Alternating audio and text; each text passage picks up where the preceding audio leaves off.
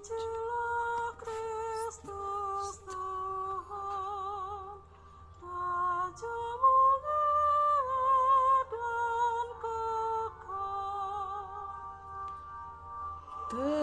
Terpujilah Kristus Tuhan, Raja mulia dan kekal. Dari dalam awan yang terang terdengarlah suara Bapa.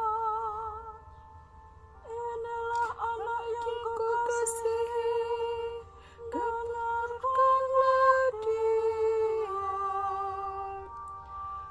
Terpujilah Kristus Tuhan, Raja mulia dan kekal.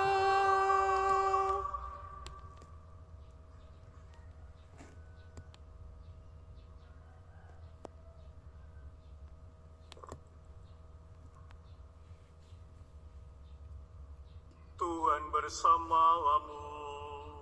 Dan bersama rohmu. Inilah Injil suci menurut Matius.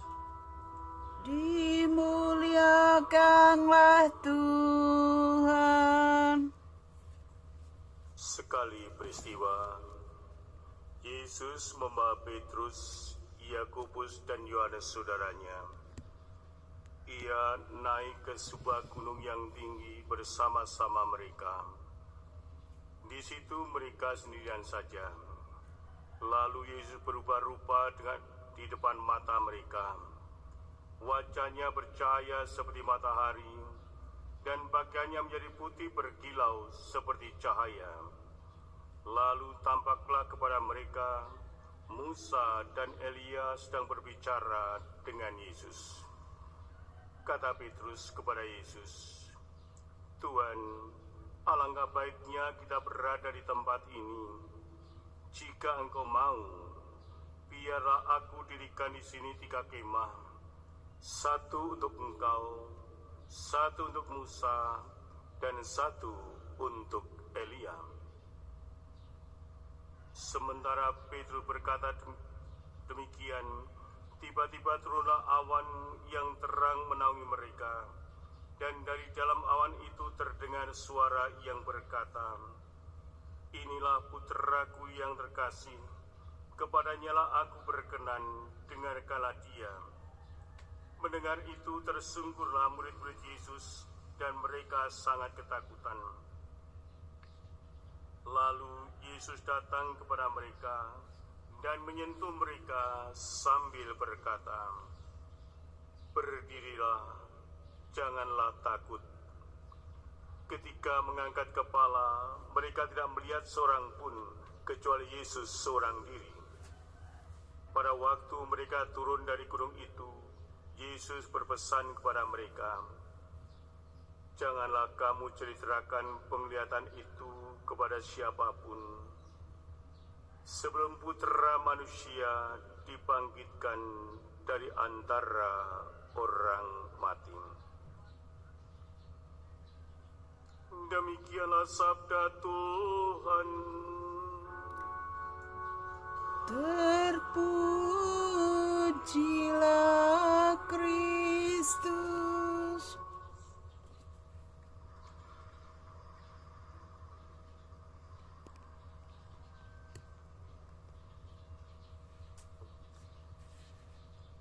Bapak, Ibu, dan Saudara sering kasih dalam Kristus.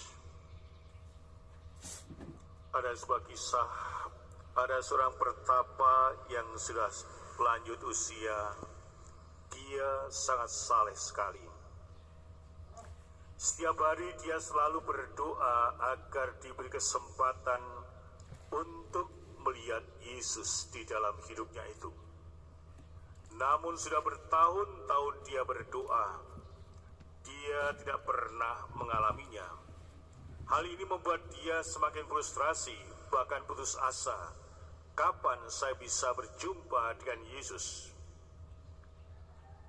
Pada suatu pagi, setelah berdoa, Tiba-tiba dia di dalam kamarnya melihat suatu penglihatan bahwa Yesus ada di tengah-tengah kamar pertapa itu sendiri.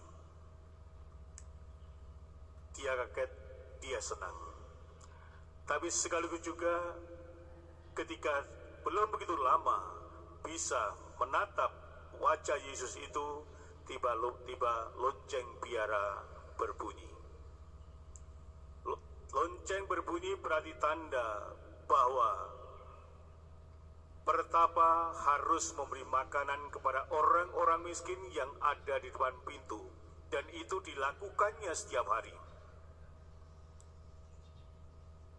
Dan sialnya lagi, pada hari itu yang bertugas adalah pertapa yang mendapatkan berjumpa dengan Yesus sendiri, sehingga timbul suatu kebimbangan. Aku mau bersama dengan Yesus di dalam kamar ini, atau saya tinggalkan untuk menjumpai orang-orang miskin itu. Kalau aku tetap tinggal di dalam kamar ini bersama-sama dengan Yesus, berarti orang-orang miskin yang ada di depan pintu biara itu akan kelaparan. Dalam kebimbangannya, akhirnya dia memutuskan, saya akan membagikan makanan kepada mereka. Dan itu sungguh dilakukan. 1 jam kemudian, ketika dia kembali ke kamarnya, ternyata Yesus masih berdiri di situ. Dan wajahnya jauh lebih berseri-seri daripada sebelumnya. Maka ketika melihat Yesus tetap ada di kamarnya, dia merasa bersyukur dan berterima kasih. Dan Yesus berkata, seandainya kamu tidak pergi memberi makan kepada orang-orang miskin itu, pasti sahabatku, aku akan meninggalkan kamu dan kamu tidak akan berjumpa dengan aku. Itulah sepenggal kisah perjumpaan sang pertapa tua. Bapak, Ibu, dan saudara yang kasih, mengalami penglihatan dan berjumpa dengan Yesus adalah sesuatu yang sungguh indah dan luar biasa dan didambakan oleh setiap orang. Maka wajar kalau Petrus tadi ketika melihat wajah Yesus berubah-ubah, maka dia berkata dengan teman-temannya bahwa langsung mendekati Yesus, Guru, kami akan mendirikan 3 kemah, 1 untuk engkau, 1 untuk Musa, 1 untuk Elia. Perjumpaan yang begitu mengesankan sehingga Petrus mau menikmati itu selama-lamanya. Kalau bisa jangan sampai itu direnggut dari pengalaman hidupnya. Perjumpaan yang menyenangkan seringkali didambakan dan dirindukan oleh orang. Pada saat orang itu gembira, kepada saat itu juga dia memohon, Tuhan, kalau bisa aku menikmati ini semuanya. Tapi apa reaksi daripada Yesus? Yesus justru tidak mau.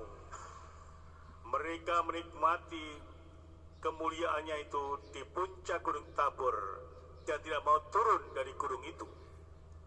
Yesus mengajak para murid, termasuk Petrus, turun dari sana. Bapak, Ibu, dan saudara yang kasih, kebersamaan dengan Yesus sebagai putra Allah ditambah lagi dengan 2 tokoh besar, yaitu Musa dan Elia, sangat mengesankan dan juga membahagiakan para murid, terlebih-lebih Petrus. Maka tidak aneh kalau Petrus itu memohon pada Yesus, bukan masalah mendirikan kemah di dalam bukit Gunung Tabor itu, tapi mereka mau tinggal di situ selama-lamanya. Dari puncak Gunung Tabor, Yesus membawa pengikut-pengikutnya turun dari sana ke dalam dunia yang nyata. Puncak kehidupan Yesus dan kemuliaannya bukanlah di Gunung Tabor, tetapi di puncak Gunung Golgota. Hal ini tidak disadari oleh para murid. Hal ini tidak disadari oleh Petrus dan teman-temannya, bahwa kemuliaan Yesus itu bukan di Bukit Tabor, tetapi di Gunung Golgota, di mana dia disalibkan dan akhirnya dia dibangkitkan dan menemukan suatu kemuliaan. Bapak, Ibu, dan saudara kasih, dalam kehidupan sehari-hari kadang-kadang kita mengalami peristiwa-peristiwa batin yang sangat membahagiakan kita. Itu bisa kita rasakan dalam waktu retret, rekoleksi, atau mungkin juga selama perayaan Ekaristi seperti ini. Ada pengalaman-pengalaman batin ketika mendengar sabda Allah, mendengar nyanyian-nyanyian, atau kita sedang berdoa di dalam gereja ini. Semua itu sungguh-sungguh mengesankan. Kita merasa seperti di puncak Gunung Tabor. Kita merasa begitu dekat dengan Allah dan juga dengan sesama manusia, terlebih-lebih dalam perayaan Ekaristi. Setelah kita diperbolehkan hadir seperti ini, terasa sekali kita bersama-sama dengan orang-orang yang seiman. Dan dalam situasi seperti itu muncul kerinduan di dalam hati kita. Alangkah bahagianya seandainya kita bisa bersama-sama, bahkan tinggal seterusnya di tempat dan dalam suasana yang sama. Itulah yang didambakan oleh setiap orang. Bapak, Ibu, dan saudara kasih, tetapi Tuhan tidak mengendaki kita terbang dengan satu sayap. Kita tidak mungkin akan terbang dengan satu sayap, yaitu hanya dengan doa-doa kita saja.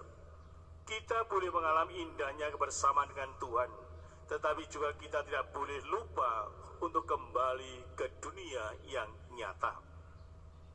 Seandainya Bapak Ibu sekalian, selama perayaan Ekaristi, selama doa dalam gereja ini, merasa tenang dan damai, mau tidak mau harus kembali ke rumah masing-masing. Tidak mungkin akan tinggal terus-menerus di tempat ini, merasa tenang. Ya, saya kalau doa di gereja itu merasa tenang, merasa teduh, apalagi di katedral seperti ini. Sering ada orang yang mengungkapkan seperti itu, pastor, saya kalau doa di katedral itu merasa teduh, merasa tenang, damai sekali, dan sebagainya. Kita harus kembali ke dunia keluarga kita yang mungkin penuh dengan persoalan, mungkin hubungan tidak harmonis, mungkin juga masalah keuangan, masalah kesehatan, dan sebagainya. Usaha jatuh dan perlu bisa bangkit kembali. Namun kita harus kembali ke dunia kerja kita masing-masing yang kadang-kala sangat menjengkelkan, membosankan. Relasi dan teman kurang baik, relasi dan atasan kurang baik, mungkin ada yang mengeluh juga gaji tidak naik-naik dan sebagainya. Kita harus kembali ke sana. Kita tidak mungkin hanya menikmati kenikmatan puncak Gunung Tabor itu sendiri. Yesus tidak hanya berada di puncak Tabor, tetapi dia juga ada di tengah-tengah kehidupan manusia, di tengah-tengah kehidupan kita. Allah dapat kita jumpai di dalam hidup kita sehari-hari, dikala kita sungguh-sungguh melakukan tugas-tugas kita dengan tulus dan ikhlas, dengan sepenuh hati kita. Jadi Bapak sekalian, Allah tidak hanya kita jumpai di dalam peristiwa Ekaristi saja, waktu kita berdoa, waktu kita novena dan sebagainya, tapi justru dalam kehidupan kita sehari-hari. Sehingga antara kerja dan doa merupakan satu kesatuan yang tidak bisa dipisahkan satu sama lain. Sehingga dengan melakukan tugas yang didukung oleh doa-doa kita, yang karena relasi kita dengan Allah, maka kita akan bisa terbang dengan baik kedua sayap kita, yaitu antara doa dan kerja yang merupakan satu kesatuan. Bapak, Ibu, dan saudara kasih, kita semua dipanggil dan diutus oleh Tuhan ke tempat kita masing-masing berkarya saat sekarang ini. Apapun posisi kita, apapun kedudukan kita, apapun pekerjaan kita. Mungkin ada yang merasa bahwa pekerjaannya semakin lama semakin membosankan, tapi itulah dunia kita yang harus kita hayati, yang harus kita jalani terus-menerus. Di situ kita akan berjumpa dengan Allah. Seperti Abraham pergi meninggalkan daerahnya, akhirnya dia berjumpa dengan Allah dan melakukan janji-janji yang akan menjadi berkat bagi bangsa-bangsa lain. Sehingga kalau kita juga berani beranjak dari ego kita dan juga bisa menjumpai sesama manusia, maka kita akan berjumpa dengan Allah. Seperti seorang pertapa tadi, berani meninggalkan tempat doanya, melayani sama manusia, hanya kembali berjumpa dengan Allah lagi. Bapak, Ibu, dan saudara-saudara yang kasih, doa dan karya tidak bisa kita pisahkan dalam hidup kita. Apakah jelek berdoa banyak? Boleh, tapi jangan lupa untuk berkarya. Dan kita di sana ditantang terus-menerus bagaimana kita merasakan kehadiran Allah, perjumpaan kita dan Allah. Apakah pada saat kita berjumpa dengan sesama, lebih-lebih yang menderita, yang membutuhkan pertolongan, apakah kita merasakan bahwa saya berjumpa dengan Allah sendiri? Ibu Teresa dari Kalkuta berkata, setiap kali aku melayani orang-orang yang menderita seperti ini, aku berjumpa dengan Yesus. Maka Yesus pernah berkata, pelayananmu kepada sesama manusia adalah pelayanmu kepada aku. Semoga dalam masa prapaskah ini pun kita bukannya sekedar meningkatkan doa-doa kita, hidup kerohanian kita, tapi juga sikap kita kepada sama manusia harus kita tingkatkan. Bagaimana kita semakin peduli kepada orang-orang yang ada di sekitar kita, terlebih-lebih mereka yang sungguh-sungguh membutuhkan pertolongan dan bantuan kita. Dan kita bisa berjumpa dengan Allah dalam situasi apapun. Dan mungkin pada saat ini Bapak Ibu sekalian sedang menderita, sedang sakit dan sebagainya. Apakah Bapak Ibu sekalian, saudara sekalian menemukan, berjumpa bahwa Allah tidak pernah meninggalkan kita dalam situasi seperti itu? Allah beserta kita senantiasa.